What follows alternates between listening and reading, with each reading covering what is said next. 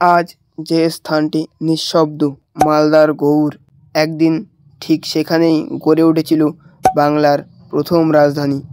রাজপ্রাসাদ, মন্দির, প্রশাসন আর কীর্তির মাঝেই শুরু হয়েছিল এক নতুন অধ্যায়, গৌড় রাজবংশের অধ্যায়। কিন্তু আজ আমরা কজনই বা জানি কারা ছিলেন বাংলার প্রথম রাজা। চলুন সময়ের পাতা উল্টে ফিরে যাই অতীতে, হারিয়ে যাওয়া এক সাম্রাজ্যের গল্পে, গৌড় রাজবংশে। তো আমরা এই গল্পটিকে আরো সহজভাবে বোঝার জন্য গল্পটিকে 6টি অধ্যায়ে ভাগ করেছি। আমরা প্রথম অধ্যায়ে আলোচনা করব শুরুর দিনগুলো নিয়ে। সময়টা আনুমানিক 5ম থেকে 6ষ্ঠ শতক। বাংলা তখন ছিল ছোট ছোট রাজ্যে বিভক্ত, রাজনৈতিকভাবে দুর্বল কিন্তু সম্ভাবনায় পরিপূর্ণ। এই সময়েই উঠে আসে স্থানীয় শাসকগণ, যাদের বলা হতো গৌড়েশ্বর। তাদের হাত ধরে গড়ে ওঠে একটি সুগঠিত রাজধানী গৌড়। রাজপ্রাসাদ, ধর্মীয় স্থাপনা, বাণিজ্য কেন্দ্র সব মিলিয়ে এই শহর হয়ে ওঠে বাংলার প্রথম প্রশাসনিক কেন্দ্র। দ্বিতীয় অধ্যায়ে আলোচনা করব গৌড় রাজবংশের অন্যতম রাজা রাজা শশাঙ্ককে নিয়ে। বাংলার প্রথম সম্রাট। গৌড় রাজবংশের সর্বাধিক স্মরণীয় নাম রাজা শশাঙ্ক। তিনি ছিলেন বাংলার ইতিহাসের প্রথম রাজনৈতিকভাবে সংগঠিত স্বাধীন শাসক। সম্রাট হর্ষবর্ধনের বিরোধিতা করে নিজের অবস্থান শক্ত করেন। তার শাসন বিস্তৃত ছিল মগধ, উড়িষ্যা ও তাম্রলিপ্ত পর্যন্ত। শশাঙ্কের সময়েই হিন্দু ও বৌদ্ধ ধর্মের মধ্যে মতাদর্শগত দ্বন্দ্ব প্রকট হয়। অনেক ঐতিহাসিক মনে করেন বাংলা নামটির উৎপত্তি এই সময় থেকেই হয়।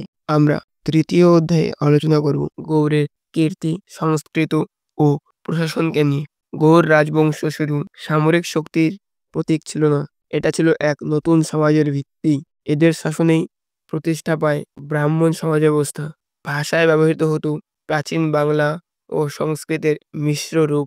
তৈরি হয় নিজস্ব মুদ্রা, রাজস্ব ও বিচার ব্যবস্থা, যা পরবর্তীকালে বাংলার প্রশাসনিক কাঠামোর ভিত্তি হয়ে দাঁড়ায়। সংস্কৃত ভাষা, আইন সবখানেই গৌড়ের ছাপ আজও স্পষ্ট। চতুর্থ অধ্যায়ে আলোচনা করব শহর পরিকল্পনা ও স্থাপত্য শৈলীকে নিয়ে। গৌড় শহর ছিল সময়ের তুলনায় অত্যন্ত আধুনিক ও সুপরিকল্পিত। শহরে ছিল প্রশস্ত রাস্তা, নিরাপত্তার জন্য দুর্গ ও প্রাচীর এবং বড় বড় জলাধার। গড়ে ওঠে চমৎকার স্থাপত্য, যেমন ধুলিদিঘি, বারোদুয়ারি গেট, ফতেপুর দরওয়াজা ইত্যাদি। এই সব স্থাপনায় ইট, পোড়ামাটির কারুকাজ ও কৌশলগত স্থাপত্যের নিদর্শন আজও গবেষকদের বিস্মিত করে তোলে। গৌড় ছিল শুধু রাজধানী নয়, ছিল এক জ্ঞান, শক্তি ও শিল্পের মিলন কেন্দ্র। পঞ্চম অধ্যায়ে আলোচনা করব গৌড়ের পতনের করুণ গল্পকে। 12শ শতক বাংলায় প্রবেশ করেন তুর্কি সেনানায়ক বখতিয়ার খলজি। তার হাত ধরে গৌড়ের সমাপ্তি ঘটে। প্রাসাদ, মন্দির ও প্রতিষ্ঠান ভেঙে পড়তে থাকে। নদীর গতিপথ পরিবর্তন, মহামারীর ছোবল ও রাজনৈতিক অস্থিরতায় গৌড় পরিণত হয় এক বিস্মৃত শহরে। ইতিহাসের পাতা থেকে ক্রমেই হারিয়ে যেতে থাকে গৌড় রাজবংশের নাম। 6 নম্বর অধ্যায়ে আলোচনা করব গৌড়ের প্রভাবকে নিয়ে। গৌড়ের প্রভাব আজও জীবন্ত। যদিও গৌড় হারিয়ে গেছে, তার প্রভাব আজও স্পষ্ট বাংলার সমাজে।